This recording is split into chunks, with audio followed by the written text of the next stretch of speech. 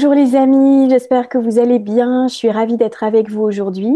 On va parler ensemble des énergies de la prochaine nouvelle lune qui se forme dans le signe des Gémeaux à 6 degrés du signe le 27 mai prochain à 5h02 heure de Paris. Alors c'est une nouvelle lune de légèreté dans un signe d'air en Gémeaux, ce signe mutable. On est chez Mercure et alors elle va nous inviter tout simplement, cette nouvelle lune, à mettre de la légèreté dans notre vie à poser des intentions liées à l'expression, la communication, les échanges avec les autres, les apprentissages, les petits déplacements, les voyages potentiellement. On va explorer un peu plus dans le détail ensemble comment on va pouvoir travailler harmonieusement avec ces énergies, sachant, vous savez, toujours que la nouvelle lune, c'est un moment où le soleil et la lune sont mariés dans le ciel ensemble, ils sont à côté dans le zodiaque, donc on ne peut pas apercevoir, c'est un moment où on ne peut pas apercevoir la lune dans le ciel. Et c'est un moment de mariage des énergies dans ce signe des Gémeaux, donc grand signe de communication, on va l'aborder ensemble. Et si vous voulez, c'est un moment idéal pour vivre un temps d'introspection, la nouvelle lune, au moins pendant les 2, 3 premiers jours qui suivent, c'est-à-dire euh, être à l'écoute de soi, à l'écoute de ces petits murmures intérieurs, des messages qu'on peut percevoir pour savoir ce qui est juste pour soi, ce qui est juste pour nous, à mettre en œuvre pendant cette lunaison qui va durer 29 jours, le moment de cette lunaison jusqu'à la prochaine nouvelle lune qui se formera après donc en Cancer. Et ici, pendant la nouvelle lune, c'est écouter le message pour semer les graines de manière juste, efficace et, comment dirais-je, appropriée tout simplement pour nous, en fonction de ce qu'on a envie de vivre. Alors bien sûr qu'il y a des énergies particulières en fonction de chaque nouvelle lune, ce n'est pas toujours la même chose qu'on est invité à travailler. Ici, elle se forme en Gémeaux, donc on va regarder ensemble les différentes propositions de ce qu'on est amené potentiellement à expérimenter. Mais peut-être déjà avant, juste avant d'entrer dans ces propositions que je vais vous faire, eh bien, c'est juste de planter un peu le décor autour de cette nouvelle lune et de regarder un peu les événements astrologiques qui se produisent parce qu'il y a des choses assez importantes. Alors, on a déjà aujourd'hui, au moment où j'enregistre cette vidéo, donc 2 jours globalement avant cette nouvelle lune, Saturne, la planète de nos structures, de nos bases, de nos fondations, de notre manière de construire, de concrétiser, de manifester, les efforts qu'on fournit, le sérieux qu'on a, la responsabilité. Donc Saturne a changé de signe là, cette nuit, donc dans la nuit du 25 mai, du 24 au 25 mai. Et c'est un grand moment quand même parce que Saturne clôture un cycle de 29 ans et demi. Donc, vous voyez, un cycle karmique quand même. Saturne, c'est le seigneur du karma, c'est les apprentissages de vie, c'est notre construction, la réalisation de soi, sur le plan social aussi.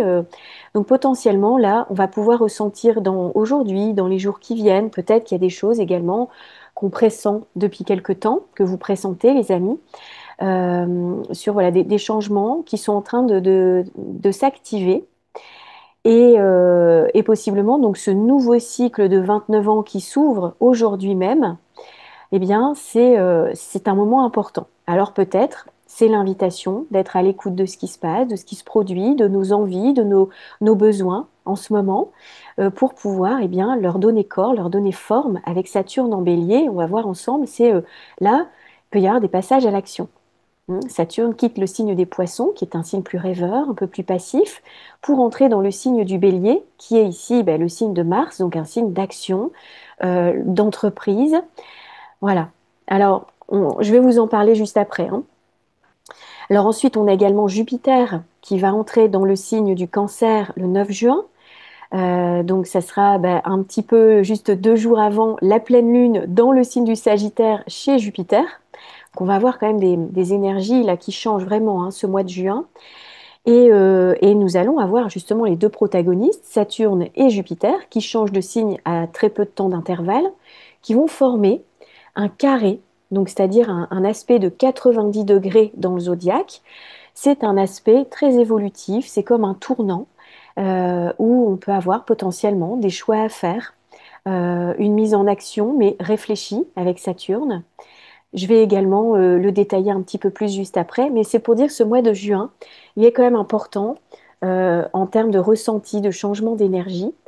Voilà, donc souplesse, hein, la souplesse des Gémeaux va nous aider à nous adapter potentiellement à tous ces changements.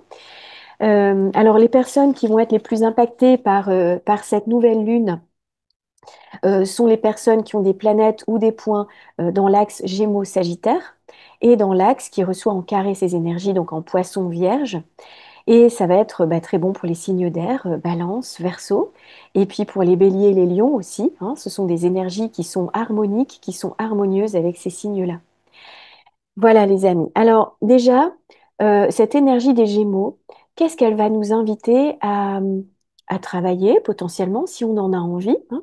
Si vous voulez poser des intentions, si ça résonne, hein, ce que je vais vous proposer, eh bien, je vous invite à le faire, peut-être aussi à écrire vos intentions ou à les formuler oralement en allumant une bougie, hein, au moment de cette nouvelle lune.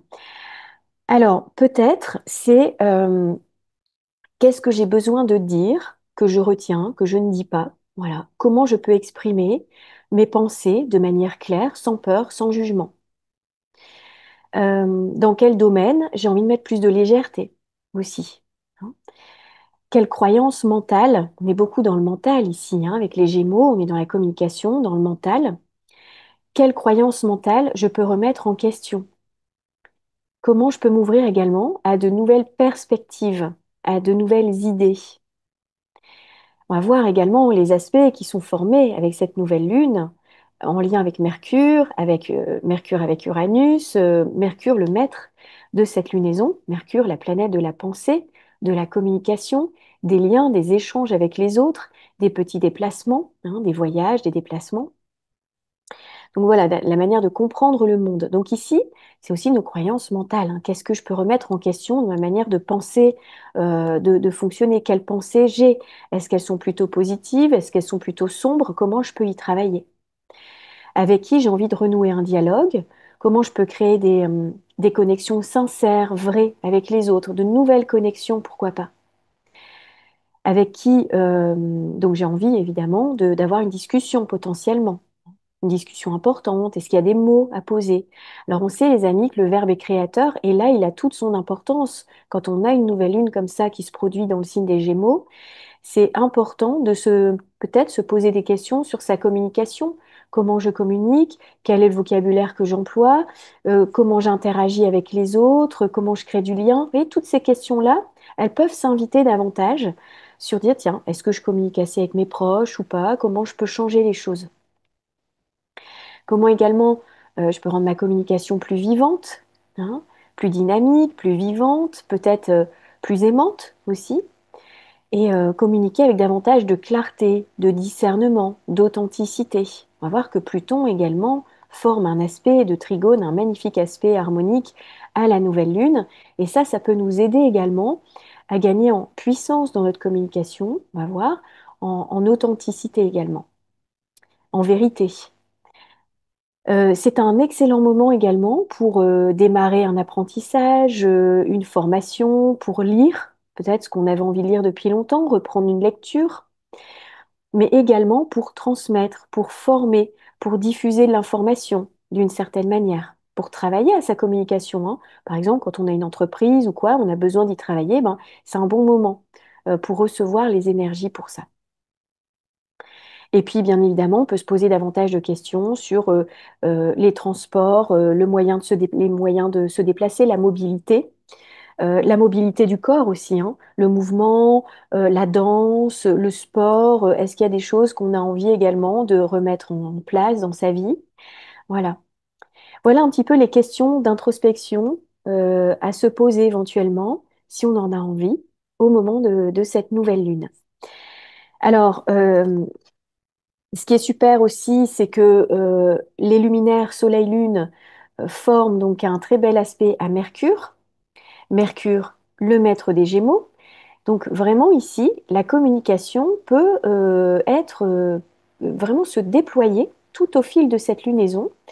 Et donc, pareil, hein, la formation, les études, les échanges, la mobilité, tout ça, ça va vraiment ça va être mis en lumière, on va dire. Et bien sûr, la légèreté, la souplesse, l'adaptation, on s'adapte aux situations ici avec ce signe d'air et avec Mercure. Alors, et d'ailleurs, je reviens un petit peu sur le passage qu'on a eu avec la dernière pleine lune en Scorpion, les amis. Peut-être que, bon, en plus, Saturne terminait son voyage en Poisson sur le 29e degré du signe, donc le degré anarétique, c'est-à-dire c'est un degré de conclusion, de fin, de crise potentiellement. Et ici, peut-être que vous avez ressenti une intensité, un nettoyage en profondeur. Et pour beaucoup, alors je l'ai expérimenté hein, dans mon entourage, voilà, avec les personnes que je reçois en consultation, etc. Il y a eu beaucoup, beaucoup de fatigue. Et il peut encore y en avoir un petit peu là, parce que je pense qu'il y a eu un gros, gros travail énergétique qui s'est produit au moment de cette pleine lune en Scorpion qu'on avait eue, hein, donc il y a une quinzaine de jours, et qui a continué donc là sur les jours qui ont suivi. Donc vous avez pu expérimenter peut-être des choses pas simples hein, à vivre. Alors ici, on a une lunaison en Gémeaux, on a quand même beaucoup plus de légèreté dans les énergies. Je pense que ça va nous faire du bien. Alors, je vais quand même mettre un petit bémol, puisque on a des aspects harmoniques et des ressources dont je vais vous parler, mais on va également vivre le carré de Saturne à Jupiter, qui peut beaucoup nous faire travailler à l'intérieur sur des choix qu'on a à faire, sur des orientations de vie, sur des tournants potentiellement pour certains. Donc, il y a de la légèreté, mais il y aura aussi quand même un besoin de profondeur, de réflexion. Voyez les amis? Alors, je vais revenir un peu sur les aspects de cette nouvelle lune avant de parler du carré de Saturne à Jupiter. C'est, elle est très très bien reliée, cette nouvelle lune, à Pluton. Alors ça, c'est super parce que Pluton, qui forme un magnifique trigone luminaire, Pluton qui se trouve en Verseau. Ça, c'est une ressource qui nous aide à transmuter, à transformer les situations qu'on a besoin de faire évoluer, et dans le bon sens, avec fluidité, avec facilité, et ça nous donne la puissance d'agir. C'est-à-dire que Pluton symbolise le pouvoir personnel, la puissance personnelle, la capacité à se métamorphoser, à changer, à évoluer, à laisser derrière peut-être voilà, certains schémas, conditionnements, relations pour pouvoir justement aller vers une régénération. Je pense qu'ici, il y a une régénération qui s'opère et une puissance pour aller de l'avant et pour transformer ce qui a besoin de l'être. Donc ça, c'est un véritable soutien pour se libérer également, parce que Pluton se trouve en Verseau quand même, donc c'est quand même dans un grand signe d'indépendance, de liberté. Donc on peut trouver un nouveau chemin, des nouvelles idées aussi, des nouvelles voies très innovantes. On peut innover. Et ça résonne d'ailleurs avec Mercure, le maître de cette lunaison, qui se trouve en conjonction à Uranus, maître du Verseau, où se trouve Pluton. Alors Uranus, se trouve en Taureau encore, hein, il va bientôt changer de signe d'ici un mois, début juillet.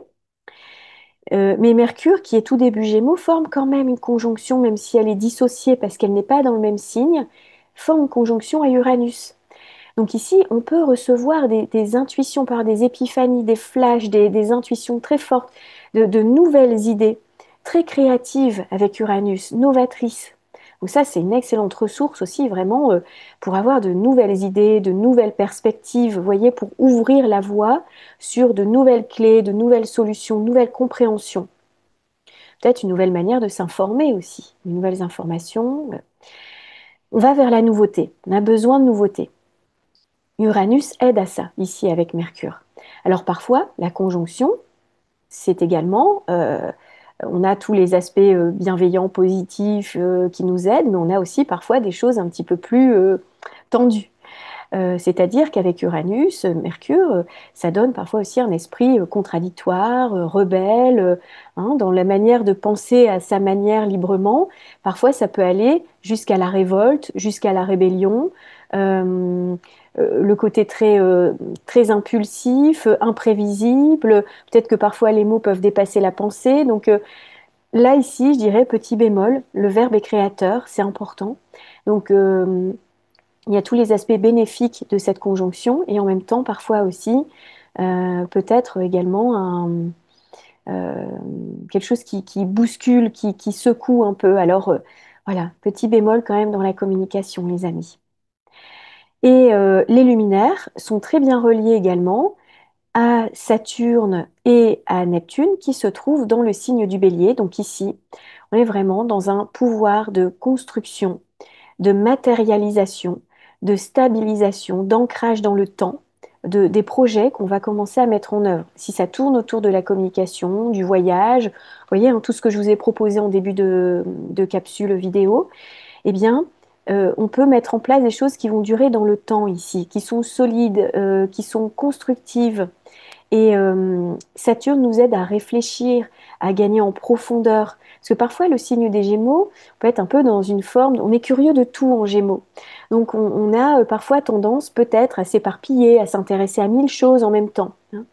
Et ici, Saturne vient cadrer, il vient discipliner, il donne à réfléchir, il apporte sa sagesse, hein. Le Saturne, il est en nous avant toute chose, hein. Donc c'est notre sage intérieur qui vient dire oui, on va peut-être, comment dirais-je, s'ouvrir à d'autres possibilités, d'autres potentiels, mais en même temps, parce qu'il y a une multiplicité en Gémeaux, donc il y a plein de potentiels et une polyvalence, mais en même temps, Saturne vient cadrer d'une manière bienveillante ici, en sextile, hein, c'est fluide, c'est harmonique. Et Neptune, la planète de l'inspiration, de l'idéal, de l'amour inconditionnel, Neptune vient nous inspirer dans nos actions, dans nos manières d'agir, dans nos manières de communiquer. Donc on a, vous voyez, des très très belles ressources au moment de cette nouvelle lune en Gémeaux. C'est-à-dire qu'aussi dans notre communication, hein, on va pouvoir mettre on peut être beaucoup très inspiré et mettre de l'amour inconditionnel, de la bienveillance, hein, c'est constructif. Si on a une discussion à avoir, il y a de grandes chances qu'elle soit positive, bénéfique et constructive pour l'avenir. Voilà les amis. Alors, il y aurait beaucoup de choses à dire, mais je pense que je ne vais pas faire une vidéo trop longue cette fois. Mais ce sur quoi je voulais revenir également, ce qui est très important, c'est que Jupiter donc, va changer de signe le 9 juin, donc quelques jours après la nouvelle lune. Il va entrer dans le signe du Cancer pour un an.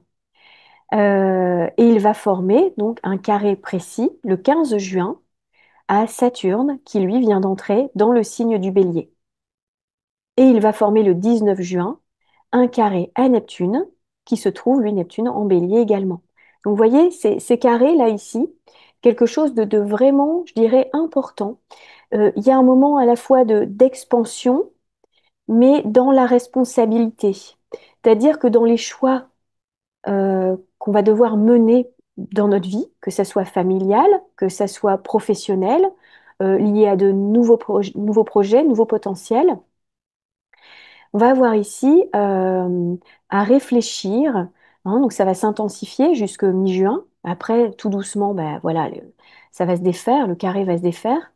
Mais ici, c'est un placement qui est, comment dire, un aspect hein, qui est très constructif, évolutif, qui demande peut-être de changer la forme de ce qui existe, de donner naissance à autre chose. Alors, on va dire principalement on va dire dans la vie professionnelle, ce sont des planètes sociales, dans la vie sociale, mais ça peut avoir un lien également avec la famille, peut-être, le lieu de vie, puisque Jupiter va entrer dans le signe du Cancer.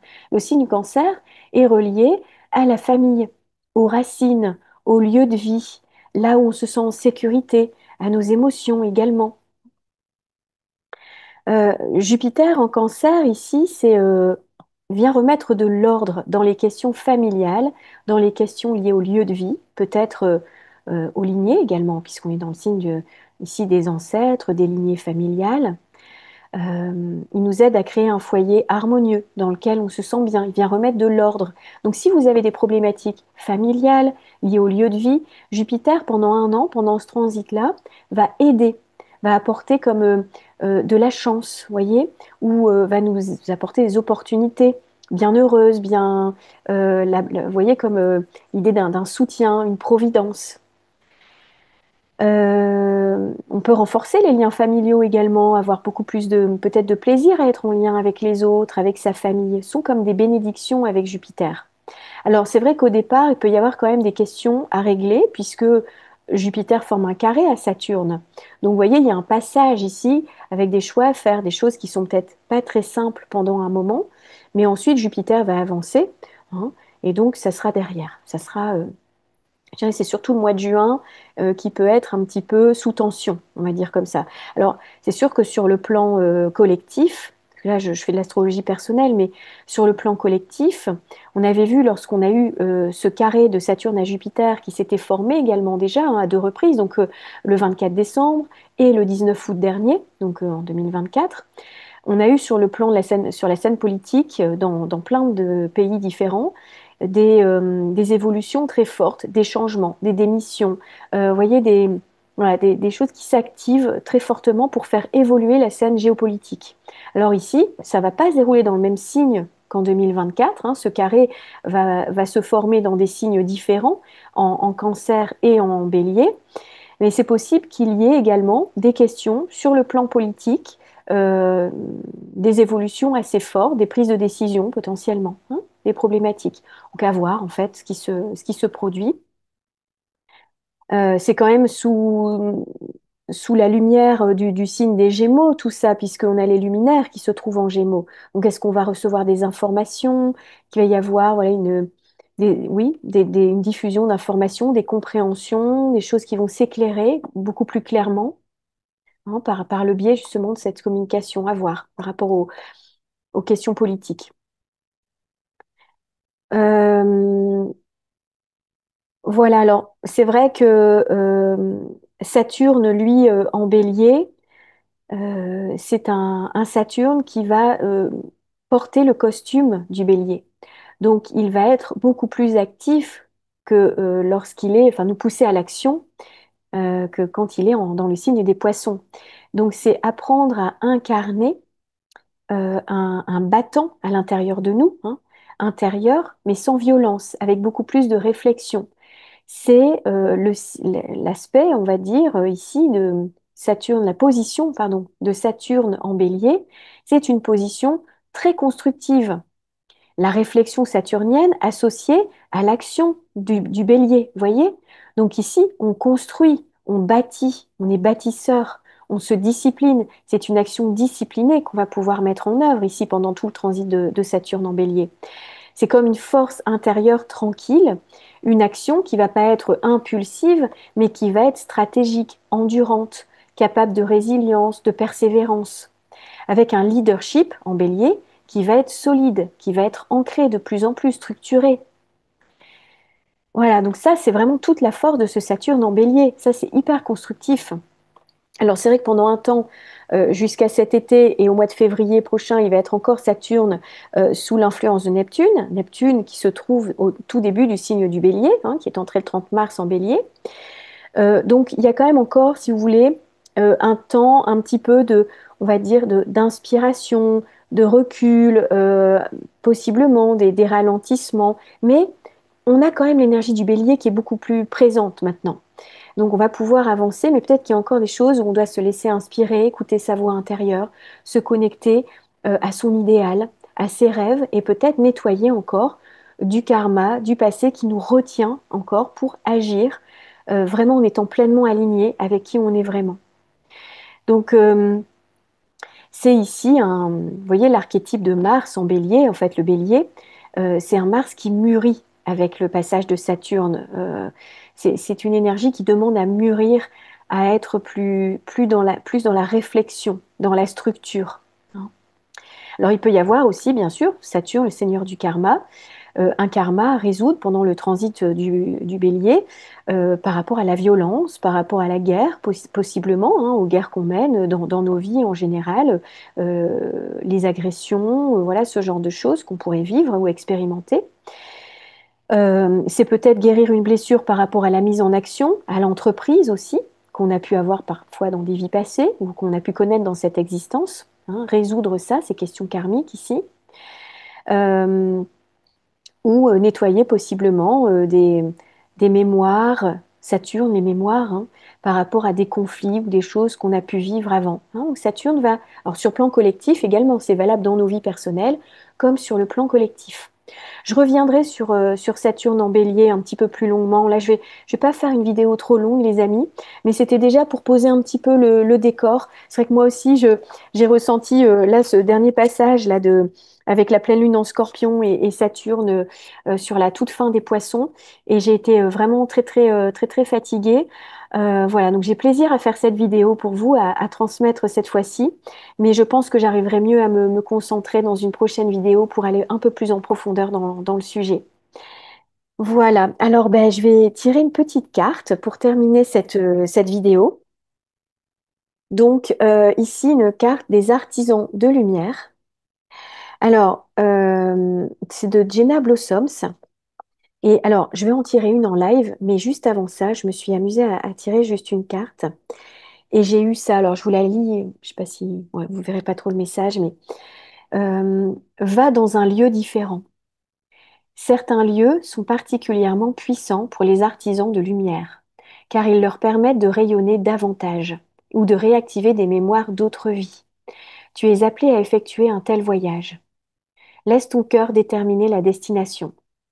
Donc, vous voyez les déplacements quand même avec le signe des Gémeaux. C'est possible que voilà, que vous ayez une idée peut-être de vous rendre dans un lieu en particulier. Donc voilà, ça peut être un lieu sacré, ça peut être une église, peu importe, ça peut être comment dire, un lieu en nature, dans une ville en particulier, je sais pas, peu importe ce qui résonne en fait, ou près de la mer, enfin, mais peut-être aller dans un lieu qui vous inspire. Il y a des reconnexions énergétiques qui peuvent se faire potentiellement, hein. Alors, je vais tirer une carte en live, les amis, pour vous. Voilà. On va demander un message. Merci à mes guides d'amour et de lumière d'apporter un message clair pour les personnes qui écoutent cette vidéo. Et ce qu'on peut faire aussi, les amis, c'est que si vous faites des tirages de cartes pour vous également, c'est avec cette pleine lune en Gémeaux, c'est demander quel est le message, hein. Parce que Mercure, le maître de cette lunaison, c'est le messager des dieux qui voyage entre le monde des dieux et le monde des humains, donc il vient nous transmettre des messages. Alors, défi d'âme. Ton âme a choisi, avant de s'incarner en toi, d'explorer et de développer certaines qualités. Pour cela, elle a élaboré quelques expériences de vie sur mesure. Demande-toi pourquoi mon âme aurait-elle choisi cette situation. Voyez si ça vous parle. Un défi d'âme. Et j'en ai un autre ici. Pose tes limites. Alors là, on est avec Saturne et Jupiter, hein. Apprendre à poser ses limites, Saturne, les limites, en bélier, on s'affirme. Donc, ça résonne bien. Poser tes limites. Ne crois pas que tu vas blesser les autres en posant tes limites. Sois clair avec toi-même et dis stop lorsque tu en ressens le besoin. C'est important pour ton équilibre intérieur et pour maintenir une énergie élevée. Voilà les amis. J'espère que ces messages pourront résonner particulièrement pour vous. Alors c'est un joli oracle, hein, je le remonte pour les personnes qui aiment bien ces messages. Donc c'est le petit oracle des artisans de lumière de Jenna Blossoms. Jenna Blossoms qui a une chaîne, elle est super, hein, aussi. Elle propose des méditations pour les adultes, pour les enfants. Enfin, c'est très riche ce qu'elle propose. Voilà les amis, j'aime beaucoup ce petit oracle. J'espère que ça aurait pu trouver une résonance, que les messages auront pu vous parler. Je vous retrouve très prochainement pour la pleine lune dans le signe du Sagittaire. Et si vous souhaitez un accompagnement personnalisé, vous pouvez me contacter en barre d'informations, vous retrouverez mon mail. Je vous répondrai avec joie. En attendant, je vous envoie plein d'amour, plein de lumière.